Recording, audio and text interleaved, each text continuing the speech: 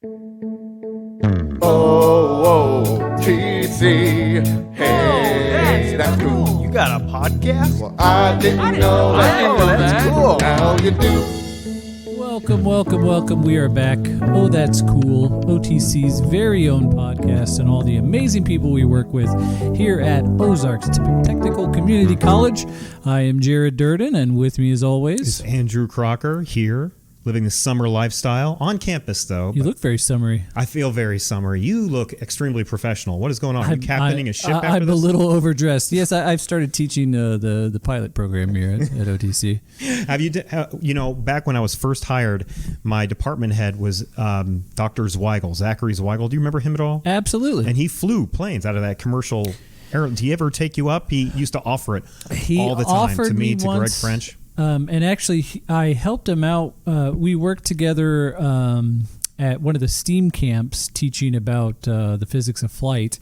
And then I ended up coming up over with him. He worked a lot with the, what is that called? The high school kids that are ROTC. He worked with the ROTC here locally, and he had me come in with him once. And he had offered, but then he ended up leaving us shortly after. He always offered, and I kept saying I'm going to take him up on it. He comes to Springfield from time to time. I suppose the offer is always on the table, but he took Greg French up once. Yeah. Greg went on and on about how weird it is to see everything that you're familiar with from a completely different angle. Yeah. Literally, not just the way that we do it by breaking down subjects granularly, but by actually physically looking down like the patchwork neighborhoods and districts that we all live in. That would be so great if I'd started a little bit earlier on the process, right? And to actually have a pilot's license, and then like when it's vacation time, like you take your family wherever you want on a plane. Like it's kind of, it's regulated, of course, but it's kind of like the idea of if you have a plane, you can just fly places, which is kind of a crazy idea to me. Yeah, and now that we mention it, we've talked about being able to take classes at OTC before. I wonder how much of our pilot training could be covered if we took some pilot training here at OTC. That's not a bad idea. Somebody from the pilot program reach out to us and give us some information. Let's look into just having someone on, and then we can ask them those questions. I would like to put you in a plane and have you get spun all over the air and then come back and report to us about how many bags you had to fill. By the way, before we get any further, we're being a little bit thematic today because we have ourselves a guest from the EMP program. The very first alumni of our podcast has left OTC in the dust for greener pastures, and he's very special to us. Specifically for this podcast, I want to give a little bit of love to our Jeffrey Johnson. Kaitlyn, you know Jeff pretty well. Jeff Johnson, it was instrumental in the creation of a bunch of the technology that we're using and you're listening to right now, getting this podcast off the ground. After a few episodes in, we had him on, and he said, let me juice you up even more. He has been so handy with loaning us equipment and helping us, and not to mention, he played literally an instrumental role in our theme song that you heard at the very top here. Absolutely. So we are going to miss Jeffrey Johnson. He's going to get to build essentially an EMP program from the ground up at, was it Rogersville High School? Rogersville High School. So really wish him well.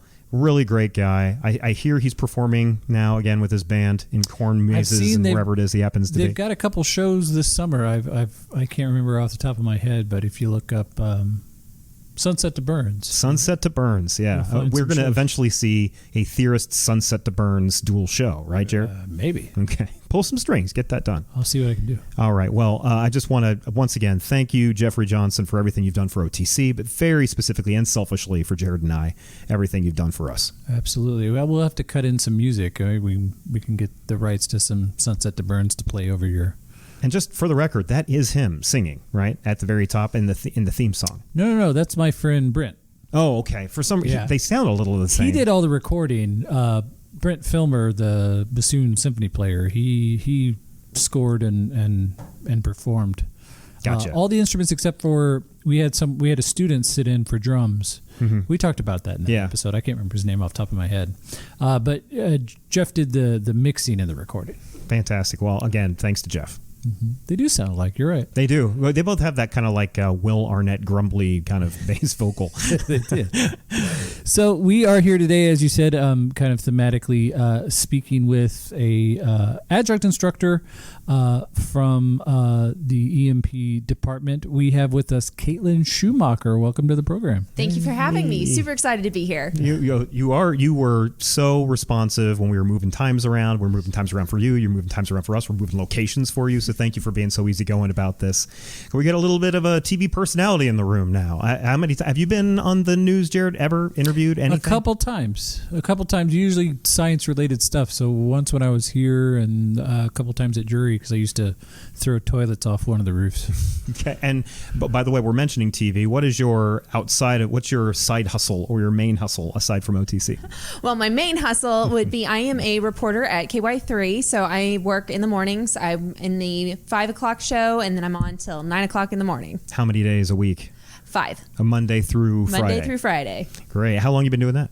This is a year and a half now. Okay. So that your time at OTC, because you've been adjuncting now for how long? I have been an adjunct here at OTC for 7 years. 7 years. And how did the TV career come in? Well, actually, what ended up happening was we had the pandemic. We all were sent home. We saw a little bit of dip enrollment, and I thought, ooh, what if my classes don't make? I need to have some form of income. And my bachelor's degree is in journalism. I had just graduated with my master's degree, and I thought, well, now is just as good a time as ever to try to do the TV thing. And I had applied at KY3 and was fortunate enough to get the job and be able to start in my home market. They were willing to work with my teaching schedule to allow me to continue teaching here at OTC while being on the air. So it just all worked out perfectly. And you are still, right now, you are adjunct. Well, it's the summer, but you are adjuncting, correct? Correct. Okay. How many courses a semester? I do 8 credit hours, so 2 courses. Okay. So they keep you real busy here. They do. Yeah. And it's your course, because I had talked to you about this before, but I was thinking years ago about taking a class about podcasts that you taught. Do you still teach a podcast class? I did not teach it this past year. Okay. I can teach it, yeah. But it just worked out scheduling-wise that they put me into 2 other bigger classes. So the course was a couple hours on Friday and then a couple hours in the quote-unquote the lab over the course of the week or something like that. How exactly does that, if I'm an enterprising instructor at OTC and you want to follow in Jared and I's footsteps or create footsteps of your own, you want to get into the podcasting, get a free podcasting class in, or at least a school paid podcasting class, what should I do? I should check out my availability on Friday afternoons or what? Yeah, so the way that the Friday classes work is it's just a couple hours on Friday. So the first half of the class is the lecture portion, and then the later hour is the lab portion. And it's just, like I said, just a couple hours on Friday. It's a 2 credit hour class.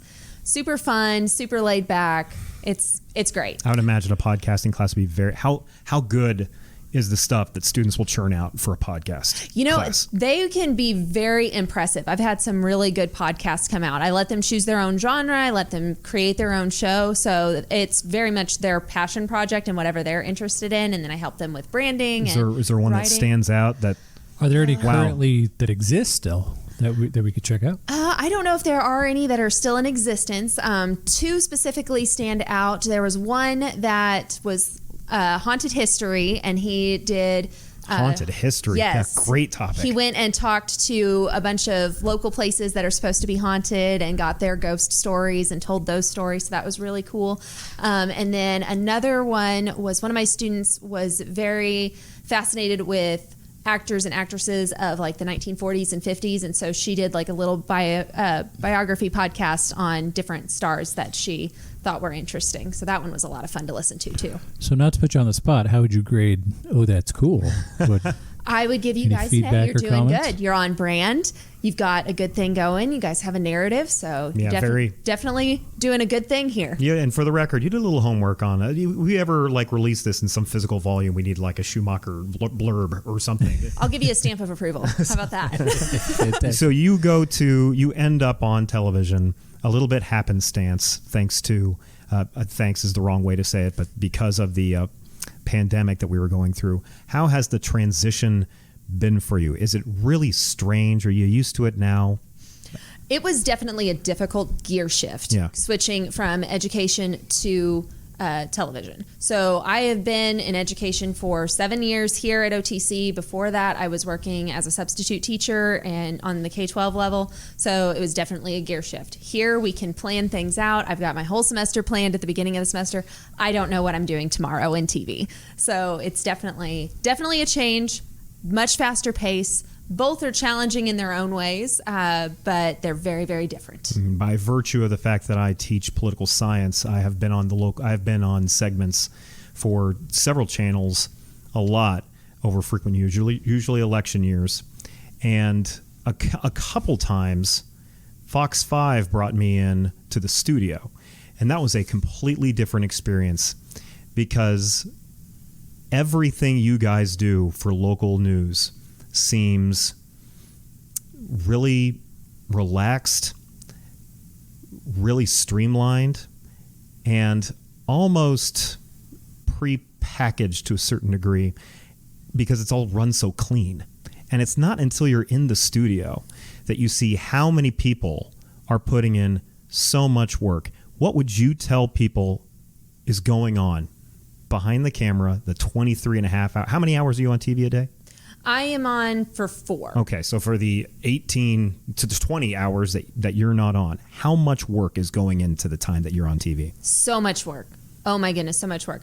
I am a multimedia journalist, which means I do everything all by myself. So I film, I edit, I write my own scripts, I produce my segments, and I also do all my own web stories and social media content. So I do everything in that capacity, and that blows some people's minds. They're like, whoa, you don't have a camera person that's helping you out? You don't have an editor? You don't have this person back fact checking everything? No, I am all of it.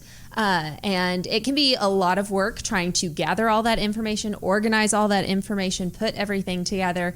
And sometimes things work out, sometimes they don't. Sometimes I am able to get a story right off the bat. Sometimes I'm chasing 4 stories in a day before something finally sticks. And how do you do, because the time I've come in and sat in a studio, it was a half-hour show. And I'm telling you, anybody who's unaware, anybody who's ignorant of this, the amount of work that goes into a half-hour show, it's incredible.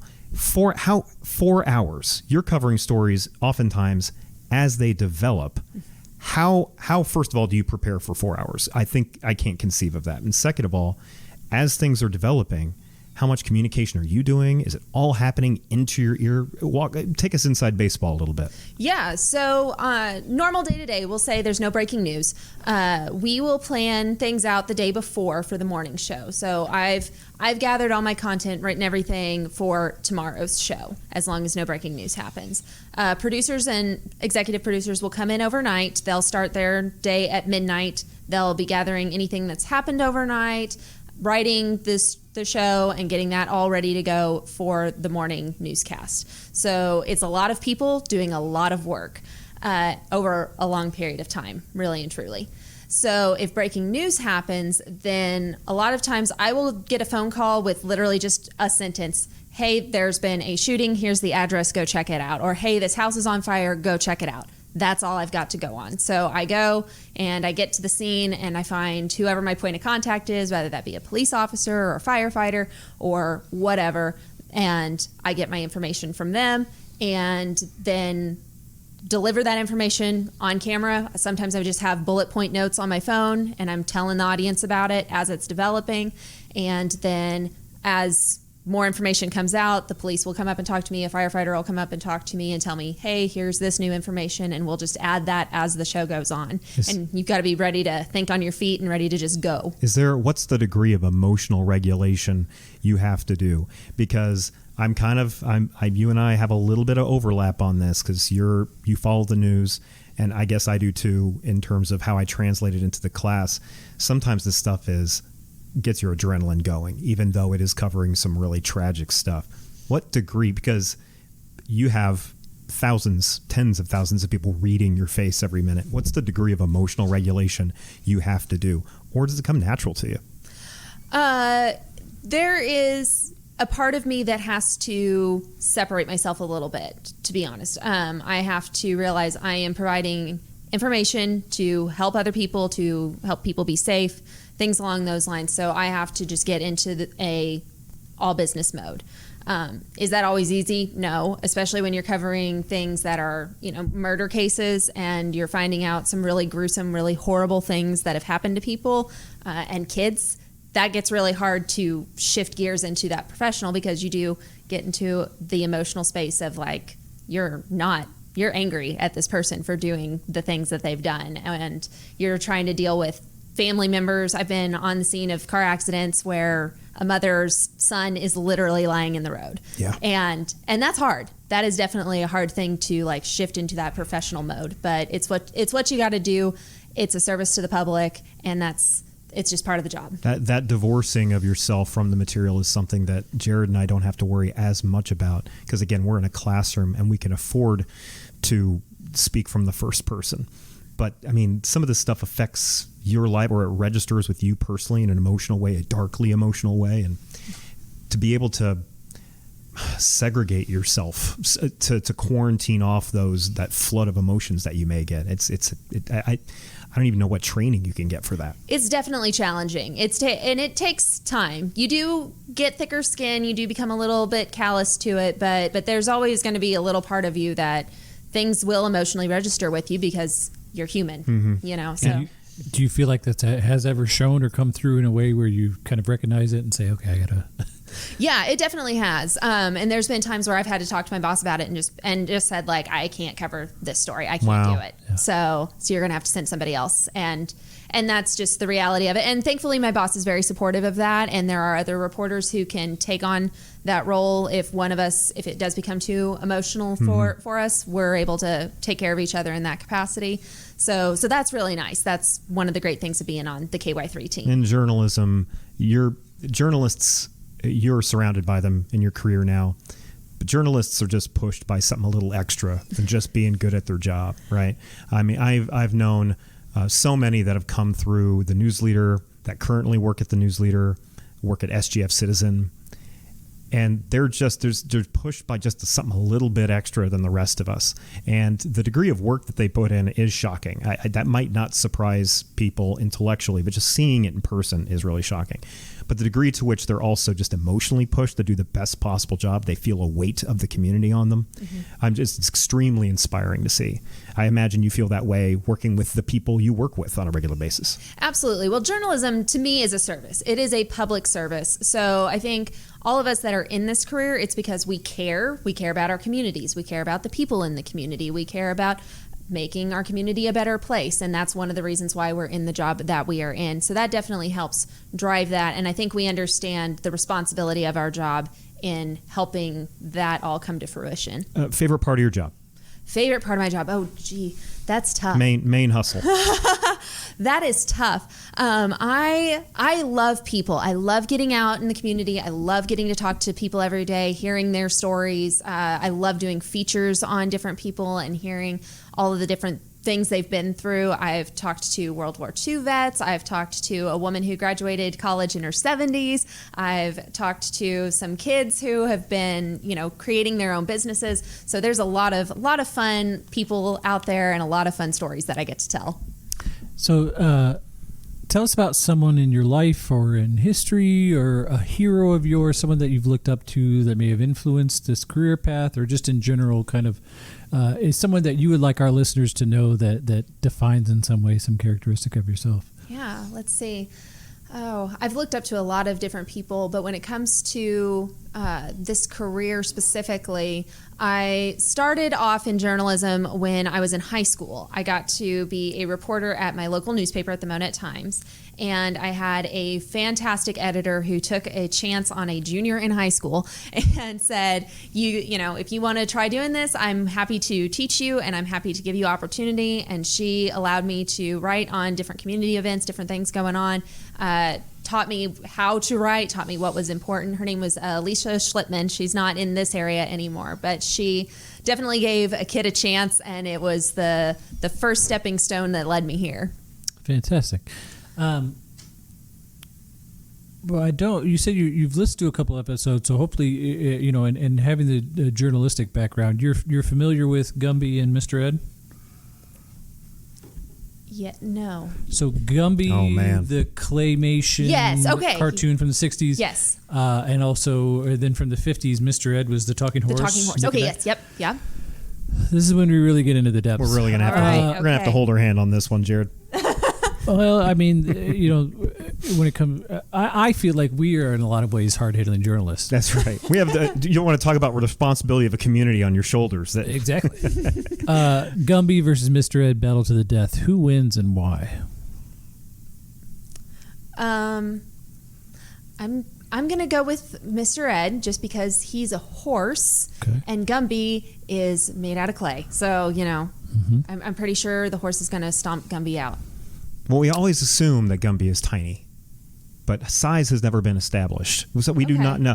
For all we know in Fair. the world of Gumby, they are giants. I suppose we just assume they're tiny because it's claymation, but it is entirely possible in the world of Gumby that he's 7 stories tall and Pokey is 7 stories tall. And Andrew, I would not make the best journalist because of a lack of That's right. objectivity. He takes this very personal. That's right. Has a very clear opinion. it's just never been established that Gumby would be that simple to stomp. Now it does seem clear to me that he probably doesn't move too fast, but he can kind of phase through objects.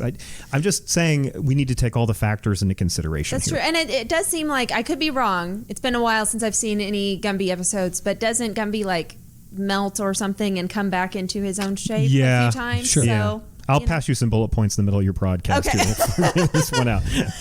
I like how when people answer a certain way, you're like, okay, but you haven't considered this. I know. I have been roasted a couple times though, because, and again, I'll bring back Jackie Harris, who for my money has the best answer so far. Is if you could increase heat. I think at one point Gumby can catch fire and be incinerated essentially, but I do think there are other ways around it. This is take a topic for a much longer podcast than the one that we have in front of us. How does the horse master the fire in a way that Mr. Ed, you're going to bet against Mr. Ed to figure out. You could talk to who was his owner. Do we remember his owner? Wilbur, was it? Wilbur, yeah. Yeah, so Wilbur could walk him through it beforehand. Listen, you're going to get this Gumby guy. He's fast. Here's what you got to do. See, now I'm losing my objectivity. I can't get involved. So we brought you on not only as an adjunct instructor at the college, but also as a reporter. We'd like to ask you a little bit about the importance and the role of local news in our community. Yeah, I definitely feel like local news is very, very important. It not only is helping us keep our public officials accountable and let you know how, our local government is using funds that have been made available to us, also how they are making the community a better place. Are they keeping promises that they've said they're going to do? There's a lot of importance there to local journalism, but it also is a way for the public to share their voice. And I think that's an opportunity that a lot of people have not fully taken advantage of. And I think that it can make a world of difference in, again, the betterment of our community. Can you solve a puzzle for me, ma'am? I'll try. The local news literally affects my drive to work. Mm-hmm. It has so much of an immediate impact on me right now. The stuff they decide at Chestnut Expressway affects me immediately. Everything I do, so long as I'm somewhat local. But the national news, while playing a big role in my life, is less immediate. And yet, I don't have any data in front of me, but I'm willing to bet the people who pay attention to the news, the most of the time they read about national stuff. They don't spend as much time worrying about the local stuff that's happening in their own backyard. Can you solve that puzzle for me? Why are the things that are most immediate to us seem to get the least amount of attention comparatively? I wish I could solve that problem for you. I don't have an answer for that. I think that a lot of times people are paying attention to national stuff because we're bombarded with it. We've got a lot of different outlets that are throwing a lot of different things our way. I think national news tends to be a little bit more controversial and strike more emotion. Like you said, what they're doing on Chestnut Expressway, that's road work. Most people don't have a strong opinion on road work, but it does affect how we live our lives from day to day. But people do have a strong opinion on what's going on politically. And am going to push back just a little bit on it because I teach classes full of teenagers and people in their early 20s mostly. And these people spend roughly 0 minutes a day caring about local news. But when you talk about it in class and you talk about how local school districts are cutting school weeks down to 4 days instead of 5, should SPS do that too? All of a sudden their interest skyrockets, a lot of them fresh out of high school.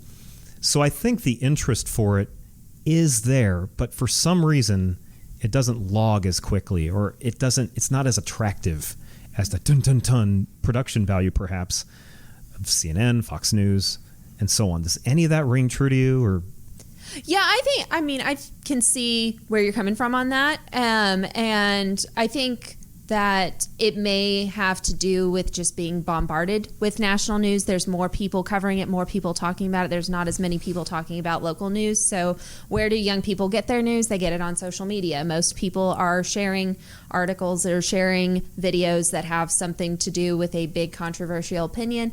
And there's not as much sharing or not as much discussion around SPS changing their school week, because unless they're parents of a student that goes to Springfield Public Schools. The average presidential election, now presidential elections are a big deal. I don't mean to demean them in any way, but 70% turnout, give or take.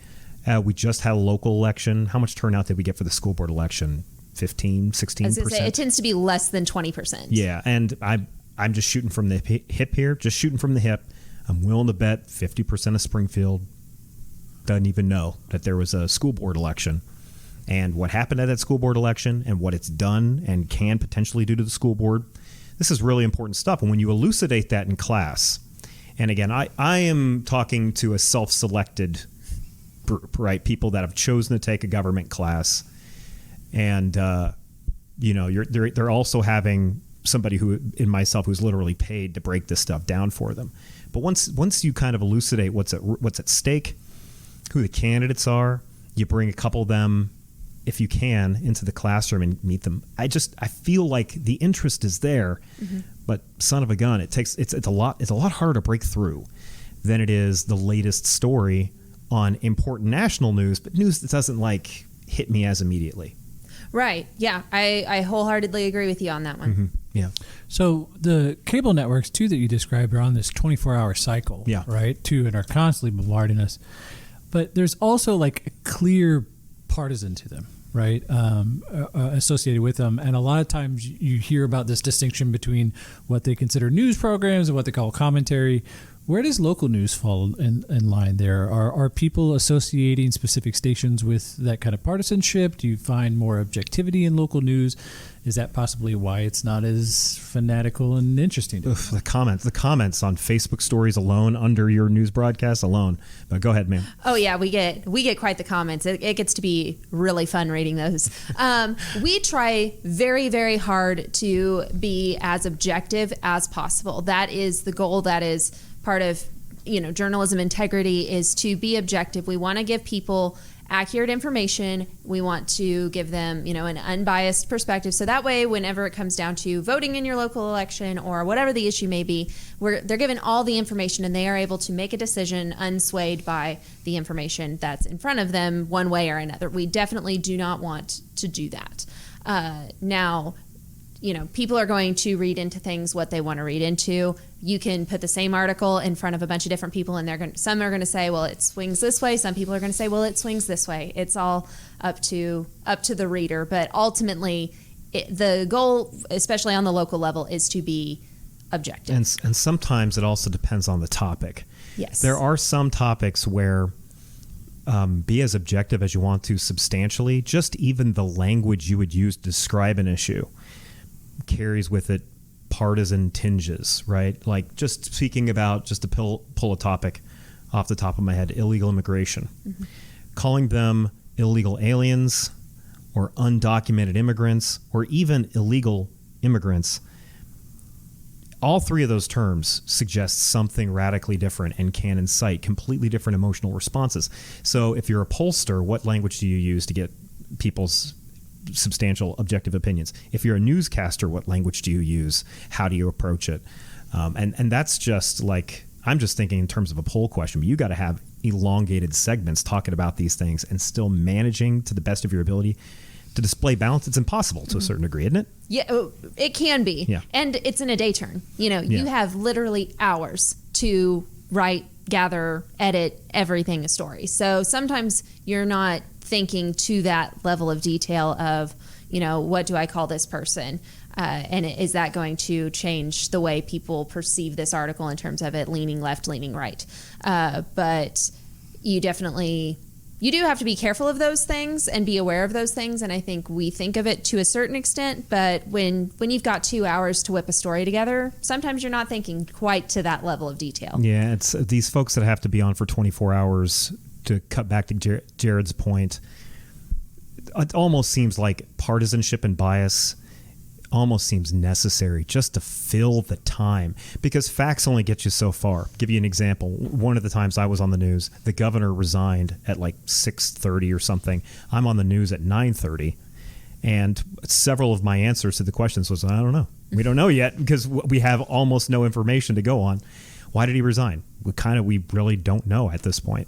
But they have 24 hours to fill. So they're like, well, maybe he's resigning because of this and that. And I just think it blows open the door to bias. And by the way, polling regularly recognizes local reporting as more reliable, as more objective than national reporting, perhaps for that reason. Do you have guidelines or rules or considerations you use in crafting a story to kind of help you with that objectivity? There's not anything like written in terms of policy. We all have kind of our personal code, and then there is like a journalistic code of ethics that we're supposed to follow. But ultimately, it's in our hands as journalists to tell the story how we feel that story needs to be told. Obviously, we're expected to be as unbiased as possible, but it's all in our hands. How does it feel to be in the position? Has it kind of clicked in for you at any point that you are kind of a face of a community? Has it clicked in at any moment, or do you just feel like you're out there grilling away at a job? I would say 90% of the time I feel like I'm out there grilling away at a job, to be perfectly honest. I don't view myself as a face of the community at this point. So I'm on the reporting side. I'm on for a minute and a half at a time. I am not carrying an entire show like some of our anchors are. But I definitely feel... You have. What? Haven't you, though? I think you were substituted on a weekend once. I have filled in at our alert desk on a weekend once, yes. But I have not anchored yet, no. But I definitely feel a responsibility to the community, and I understand the impact that I've made, because I've gotten emails whenever I've covered, different public... resources that I've covered, and people are like, this made all the difference. This helped me stay in my house. This is how we fed our kids. Thank you for covering this. So when I get those emails, I realize the responsibility that I have to the public, for sure. See, this is what I'm talking about, is that really at the national level of news and national policy making. National policy making is usually creating baselines.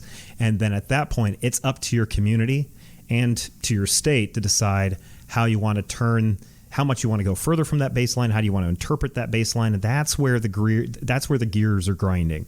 And so that's why I always wonder why we aren't more focused on state level news and local news. And I wish there was an apparatus that was as loud and dominated the landscape as much as the cable channels we mentioned and others. Do you feel like how much of a role does the community play in how you report through their feedback on social media or other venues? It definitely plays a role in how we do our jobs, because that's our audience. And so we want to be able to give our audience the content they're looking for. So if there's things going on that they're not interested in, obviously we're not going to cover those subjects. But if there are things that are very important to the community, very big stories, then those stories take priority for sure. Now, I am not in your position or in your shoes. I'm not in your newsroom. That's where you guys are getting the best information. But for those of us that don't have 20 hours a day to burn gathering news like yourself, how should I go about familiarizing myself with specifically local regional news? What's the best combination of ways I can do that, do you think? I definitely think that your local news is going to be your best first resource. And I know I try to do this in my stories, and several of my colleagues also do this, where we cite our references. So if you want to dig further into, if I'm covering a story on, how our tax dollars are being used, I often link the Excel sheet that I've been given, or I link the document that has been approved by city council, or the grant that they applied for, whatever it may be. I will have a link to that, and so then you can go and you can dig in and look into that a little bit further if you would like.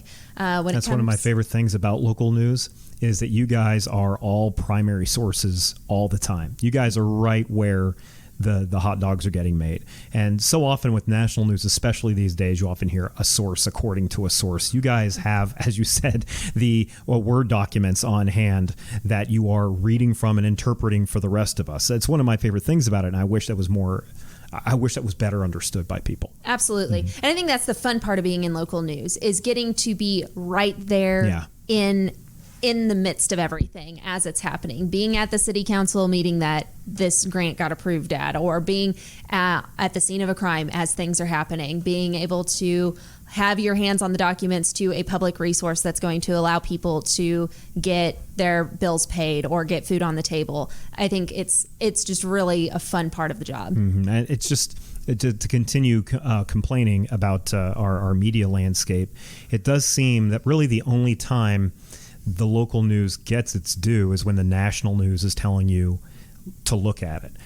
We saw this a lot during the pandemic and masking mandates. City council had to go rounds about it. School board had to go rounds about it. And for the most part, these institutions are making critical decisions. School board is making critical decisions that affect our society. But it wasn't until the masking stuff, and you have these national networks saying, watch out for what's happening in your local institution. That's really only when the local news, I feel, is getting its due. Otherwise, they're making critical decisions on, okay, so let me just ask you again, because people don't understand. This stuff is literally happening and affecting them in their everyday life all the time. Like, were you around for the urban chicken debate for the city council? So I was around for it. I was not in news at the time, so I didn't cover it, and I wasn't paying close attention to it. But I remember that happening. How about you, Jared? That kind of feeds into you. You have chickens yourself. Yeah, but are you familiar with the urban chicken debate? We didn't start raising them until after, I guess, all of that happened. Mm-hmm. I know for a fact, if we had been, Carly would have been at those meetings, advocating. You see it from time to time, especially with animals. Yeah. Urban chickens, pit bulls. I remember the pit bull that thing. might have predated you as well, but for definitely your era has been all COVID all the time. Yes. What have been a couple more of the local stories that you have covered, that you have been around, where you've seen increased interest in, as opposed to the normal interest? I have been in news mostly for COVID. I would say I'm 85% of the stories I have covered have all been COVID related in some capacity or another. So that's been the main thing. One story that I can remember getting a lot of attention was when there was a petition created by students at Kickapoo High School to get rid of the Kickapoo Indian mascot. Yeah. That was a big story that gathered a lot of attention. And that was probably one that was very early on in my career at KY3 that I realized just how big of an impact local news can make. Yeah, I was a Kickapoo grad in 2000, and so I belonged to a KHS alumni page with a whole bunch of people my age and older. Mm-hmm. And when a bunch of teenagers at a high school decided that maybe their mascot was no longer culturally appropriate, and they started a petition for it, that page lost its mind. Yes, it did. Lost their mind.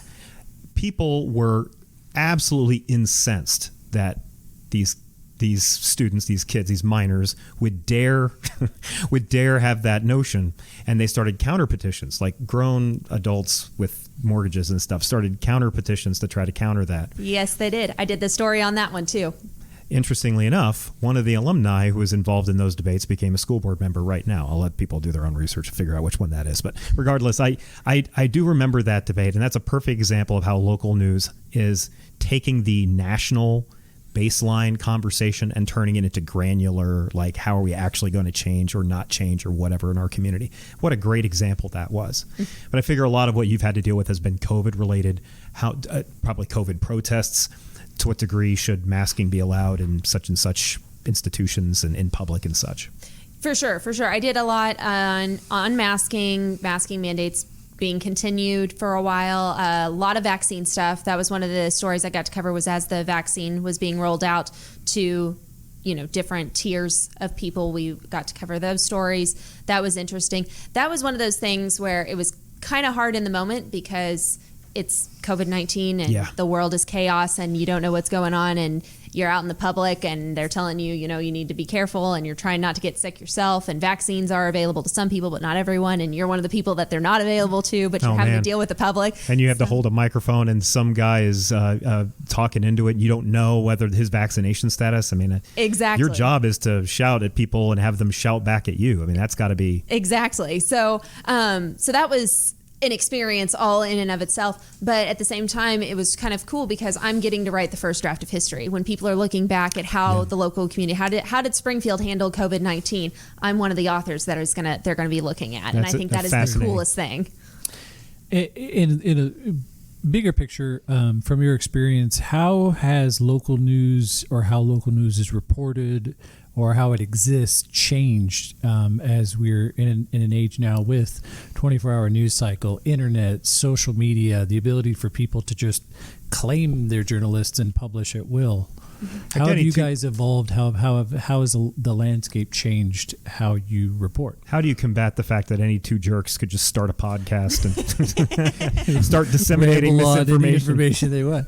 Yeah, that's something that is interesting. We were talking about it in a meeting not too terribly long ago, that who is our competition now? Because the other stations in town, yes, they're our competition, but we're also competing with people on the street who are going out and they're filming stuff and they're posting their stuff on social media, and it may or may not be accurate information. I don't know. We don't know. My 15-year-old mostly listens to other 15-year-olds on Discord and YouTube. Yeah. So, how do we know that they're credible, where their information's coming from, all of those things? They may cite their sources, they may not, but people are going to start subscribing to or listening to who they want to, because whatever their reasons may be. But so we are competing with that, and it's an interesting question that we don't fully have an answer to right now. But I think when it really comes down to how you as a listener or a viewer make your decision, then journalists are educated. They know where they're getting their information from. They have to have credible sources. So that's going to be, in my mind, that's the best way to go about finding your information, is to start with your local news. And I'm not just saying that as a journalist. I felt that way for a long, long time. But yeah, it's definitely changed the landscape with everybody having access to all kinds of media resources, for sure. Is there a great example? We just got done talking to Whitney Grieshaber, who works in medical simulation, and she says there is a public perception of nursing and such, and then there's what's actually happening behind closed doors. Never a starker difference than during the pandemic. Mm-hmm. People just completely not understanding the gravity of what's happening. Would you say that there is a similar stark disconnect in journalism, specifically local journalism, or maybe not? In terms of what we do from day to day? In terms of when I am listening to a bunch of similar aged people on Discord talk about a subject that I care about, and then I click on you and your colleagues and I listen to you guys talk, I just feel like the average person files you into the bank rather than putting you in front of the line and saying, okay, this is what we know, and how the people in my life funnel it out and want to mix it up with me on it. Instead, I feel like they just file you in with everything else. You become part of the noise rather than the signal. I think you're speaking to the same issue we see in information from experts in general, right? How everybody's voices have kind of been lifted to the same level, right? The opinion versus the expert are kind of all on the same page, have the same access. Yeah, and I guess I'm just cutting back to a question I brought up with Kaitlyn earlier, which is the production value for local news is done so professionally and smoothly that it just seems like it's almost effortless. But it couldn't be more effortful. I struggle to think of a career that has more effort put behind every single second that's broadcast than the half-hour news broadcast that I stepped into. It was shocking to me. Yeah. Yeah. And like I said before, I think a lot of times people don't realize just how much we as individuals do. I think that's probably the biggest misconception. You know, I'll get people that'll say, you know, oh, well, who does your hair and makeup? Me, you know. Who's chasing down such and such stories, though? Yeah. You. Yeah. And it's me and or whoever the reporter is. You know, some of our reporters that cover crime stuff, they're staying on top of things day to day. They may not be talking about it every day, but they're working on 2 or 3 stories all at one time, and you don't get to see that in the 90-second package that they get to put together and get to air on TV whatever day of the week it is. You know, it reminds me of I forget who we were talking to, Jared, but on a previous episode we were discussing the kind of the standards for how much, like at master's degree and undergrad, how much work should you be doing outside of school, outside of class versus how much time you're doing inside of class. And what were we talking about? Like expectations when we went to undergrad was 3 hours per credit hour. So that's like for education purposes. Before you guys put on air, it's so exponential. You guys are putting in dozens of hours of work for a 90-second segment. It's just absolutely stunning. Yes. Yeah, for sure. I think, that's probably the biggest misconception is people think that, well, yes, we put in a ton of hours, but it's also day turn and deadline oriented work. So sometimes there are some stories, yes, where we have hours to work on it. There are some stories where I have an hour to get it done, and it's got to get done. Or, you know, if you're on the scene of breaking news, you're working in the moment. And so everything is different. It just really depends on what your story is and what you're doing. Well, let's go back to you for a moment. What is your future with this? Do we know? Is this something that you are going to make this a permanent part of your life, working in investigative journalism, or is there something adjacent that you might poke around on? As of right now, I am very happy at KY3, and I'm very happy in the position that I'm in. I plan on being part of the Springfield community for a long time. I don't plan on necessarily going anywhere. I have said, you know, if Good Morning America calls and they're like, hey, we want you to anchor, guess what? I'm out of here. Yeah. That's right. But Springfield is home. This is my community. This is where I feel I can really serve the best. So I'm going to be able to serve this community in a way that I wouldn't be able to serve in St. Louis or Kansas City or Washington, D.C. or wherever, because I know these people. I know what's important to this community, and I know how we can get the information out to people that they need in order to help them do whatever they need to do. So I feel like this is where I'm going to be for a while. Now, will I always be a reporter or will I end up anchoring? I don't know. You know, we'll have to just kind of see what happens in that capacity. I'm not opposed to moving over to the lifestyle side and doing that.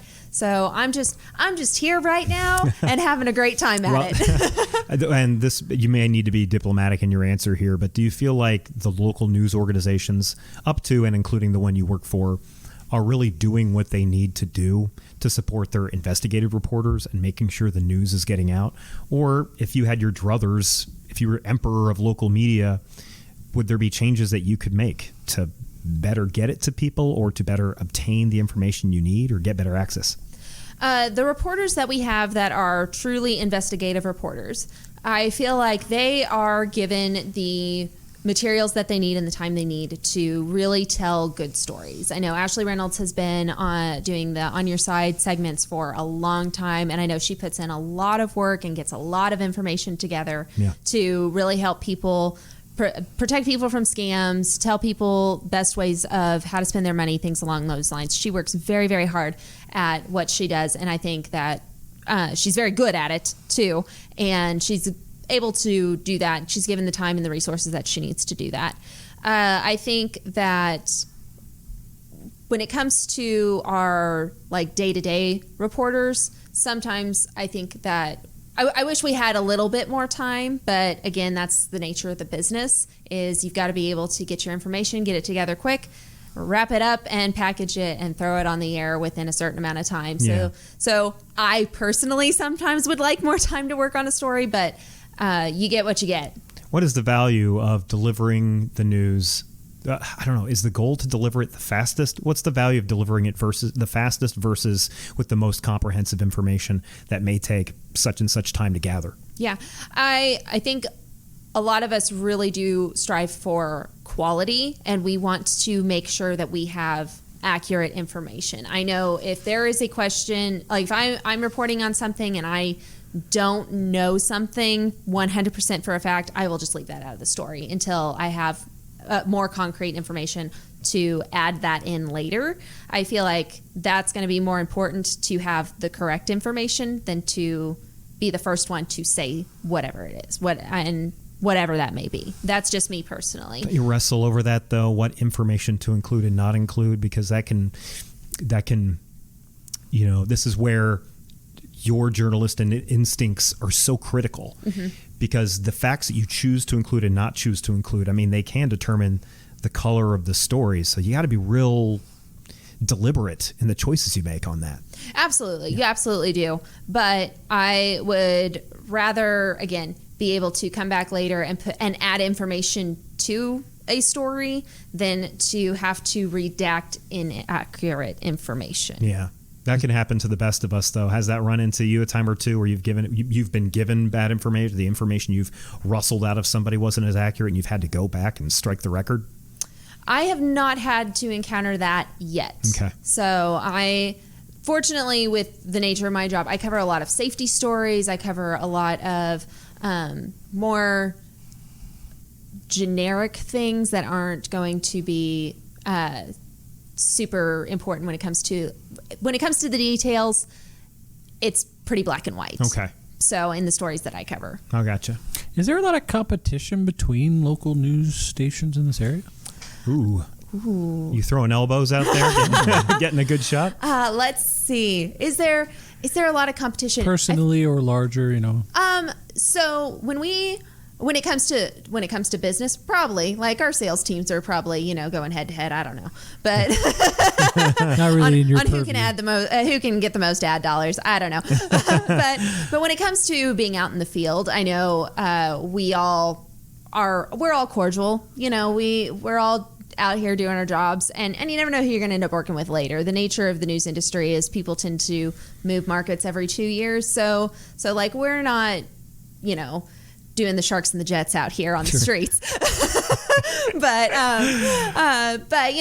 and we don't share stories with each other naturally. We don't do anything like that. But we all get along. If you see us out on a Saturday night, it's not uncommon to see KY3 and Color 10 reporters all hanging out downtown. You're not cutting each other's tires to race to a story. No, not doing anything like that to beat the other to a story. So I was interested in, for our listeners, what. And this could be outside of your own reporting, but just being so entrenched in local news. What do you think is the most important issue, topic, story going on right now in our community that you wish more people knew about and were involved in? Ooh, right now. Let's see.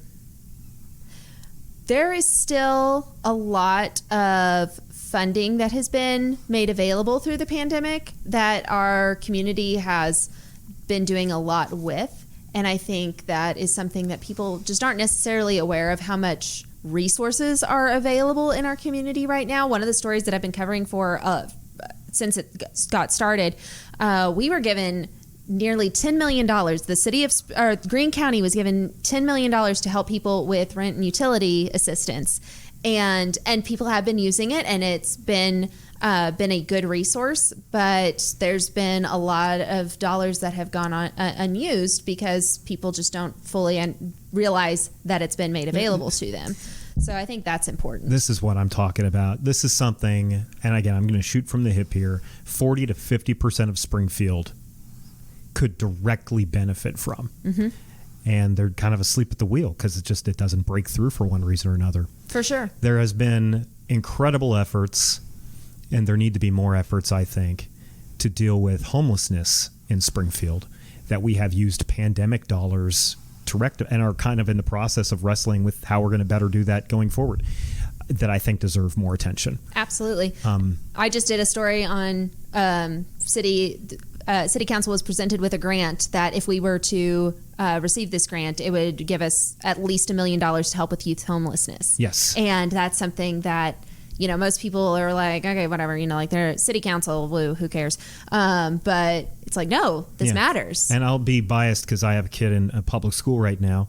One of the biggest public school issues, and this is kind of the downside of an incredibly good employment rate right now. The employment rate is so strong, they're having trouble hiring bus drivers. Mm-hmm. And as a result, as you may know, they've created this 3-tiered system for the coming school year where like kids in like first and second grade, just speaking from bias, my point of view as a parent of one, will need to be at school at like 7:20 in the morning, and then another tier at 8:30 and another tier at like 9 something.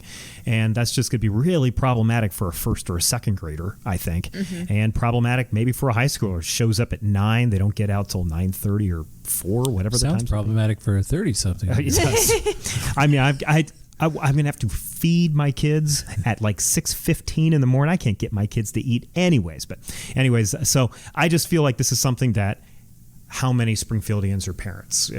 I mean, well over half of the city are parents. This is something that affects all of us. And I just feel like the story hasn't broken through. So I do wish that that's a great question that Jared asked, and we could probably have like a David Letterman style top 10 list of stories that need more attention that they're getting right now. Well, where might people find out more information about that? About what? The rent and utilities the rent utility funding assistance that's available. Yeah. So I have been covering this story. I probably have done a story on it at least once a month for the last 6 months. I think it was made available actually it may have be close to a year now that I've been covering that. So there's a lot with ky3.com and the KY3 News app. And then you can also just go to, there are 6 different organizations here in town that are distributing those funds. So Greene County has worked with nonprofits in order to distribute those funds efficiently. Which is different than what the state has done, which again, if you pay attention to your local news, that tells you kind of what your elected officials are doing on different levels. So you could compare, how are these people handling this money or handling this situation compared to this? It's all that's important in local news as well. But anyway, yeah, there's a lot of organizations that are helping distribute those funds as well. KY3, of course, still hasn't reached out to us to be a sponsor yet. And no. Granted, we are the #1 podcast in the U.S. on community colleges in Southwest Missouri. That's right. OTC and OTC related issues. We really have the market cornered, really, when you think about it. I don't know why you aren't trying to capitalize on our 40 listeners an episode. Well, we'll talk to the sales team. We'll get something happening. Yeah, we got an in now. We got an in. The other thing I kind of like to wrap things up on a high note. There's a fun side to talking and learning about your community. What's the most heartwarming, inspiring, fun story that you've run across in our community since you started? Oh goodness, so many. One of my favorite things to cover is good news, and I love doing feature stories. I love telling stories about, again, public resources that people have made available to them. So there's going to be 2 stories that specifically stand out to me. So one was a feature story that I got to do with a World War II vet, which funny, we're recording this on the anniversary of D-Day. He was in the Coast Guard on D-Day, and I got to tell his story about what his experience was like, and then he was put on an honor flight to go back to Normandy last year, and while he was there, he got to meet the family of a woman that he dated while he was in the service. We got to hear what happened to her and what her story was, and it was just really, really neat. It was so fun. So much fun to hear that story and to talk about that and to meet him. Jack Hamlin is his name, and he actually got sent back to Normandy. He's in Normandy right now on another honor flight for the 78 years? I think this year is 78 years anniversary of D-Day. So anyway, I'm looking forward to him coming back and getting to hear how this trip went. But so that was a ton of fun, and I love veterans. I love World War II era, so that was a blast to cover that story. And then another story that I did that was just here last weekend was the Farmers Market of the Ozarks has received a grant. This is actually farmers markets in Missouri, Kansas, and Arkansas, that people who receive SNAP benefits, they can take those SNAP benefits to the farmers market and double their benefit on produce at the farmer's market. And I thought that was really neat. What? Yes. So if they have $25, they can, on their EBT card, they can take that up to the information desk and they will receive $25 in tokens to spend on whatever food product they want at the farmer's market. But then they will receive an additional $25 for fresh produce and honey, I believe. That's such a great program and a good example of something that we want to get out there. Yes. Right? Like the unfortunately, a lot of the food that's not as good for us is the cheaper food, right? And so a lot of times when you're on those programs, you're limited in what you have access to. So that's a great way to get fresh vegetables and exactly better quality food for more bang for your buck. Good choices. Yeah. Good choices for those stories, Kate. You need to have the John Krasinski local version. Some good news. There we go. Yeah. That can be my franchise. Great choices. Yeah, thank you so much. So, Kaitlyn, we've learned a lot today about your teaching and journalist experience and time here in Springfield. Andrew, I did not know that. I did not know that either. Now you do. Thank you so much. Thank you.